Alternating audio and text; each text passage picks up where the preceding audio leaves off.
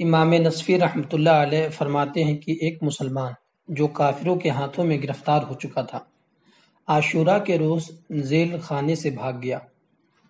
کافر اس کے تعاقب میں نکلے، اس کے پیچھے نکلے۔ جب اس کے قریب پہنچ گئے تو مسلمان قیدی نے دعا مانگی، الہی یوم عاشورہ کی برکت سے مجھے ان سے نجات عطا فرما دے۔ تو اللہ تعالی نے ان کفاروں کو اندھا کر دیا اور وہ اس کو دیکھ نہ سکی۔ اس نے عاشورہ کا روزہ رکھا۔ جب رات آئی تو کھانے کے لیے کوئی چیز بھی اس کے پاس نہیں تھی، تو اس کو بھوکا ہی سونا تھا اور وہ بھوکا سو گیا۔ خواب میں اس نے دیکھا کہ ایک فرشتہ شربت لایا ہے اور اس نے اس کو پی لیا ہے۔